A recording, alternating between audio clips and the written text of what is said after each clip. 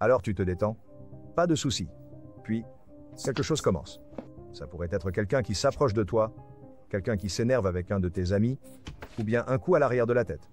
Quoi qu'il en soit, tu évalues tes options. Puis-je m'en sortir en parlant? Puis-je m'éloigner? Puis-je courir? Tout cela se passe en quelques instants. Le combat commence lorsque la réponse est non, non et non.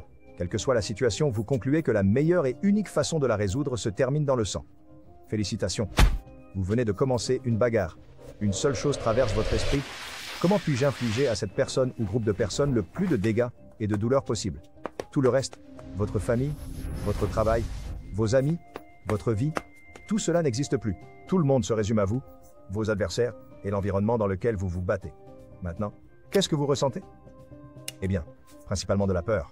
Vous savez que cela pourrait se terminer par des menottes, un séjour à l'hôpital, ou une tombe précoce pour vous et l'autre gars. Quiconque dit qu'il n'a pas peur dans une situation comme celle-ci ment. Ou alors, il a de sérieux problèmes. De plus, vous déshumanisez l'autre gars. Si vous le voyez comme autre chose qu'un sac de sang à détruire, alors c'est fini pour vous, car si c'en est arrivé là, vous pouvez être sûr que vous n'aurez aucune pitié. L'adrénaline te frappe, et c'est un tel rush. Tu te sens plus grand que jamais, mais en même temps plus vulnérable. Maintenant, on en vient à échanger des coups. À ce stade, la douleur ne fait même plus mal de la même manière. Elle se manifeste comme une sensation froide, ni agréable ni désagréable. Elle s'enregistre simplement, ou pas. Parfois vous ne savez même pas où vous avez été frappé avant-après. De plus, tous les rêves que vous pourriez avoir de devenir soudainement Bruce Lee ou Chuck Norris peuvent être rapidement écartés. Vous ne réagissez pas à l'occasion.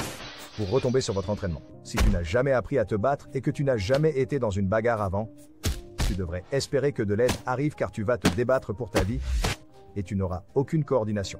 Ensuite, mon pote, après, tu te sentiras comme de la merde écrasée. Garanti à 100%, tu trembleras à cause des effets de l'adrénaline. Ton esprit tournera en boucle sur la question de savoir si tu vas finir en prison, si tu as tué le gars, si tu vas être traqué et tué, combien de dégâts ont été causés, et un million d'autres pensées désagréables. Et puis, la douleur arrive, elle ne te frappe pas d'un coup, mais au lieu de cela, elle s'installe jusqu'à ce que tu puisses à peine bouger. Et le lendemain, c'est encore pire. Et puis tu te souviens de ce que tu as fait, ce que tu as décidé de faire à une autre personne.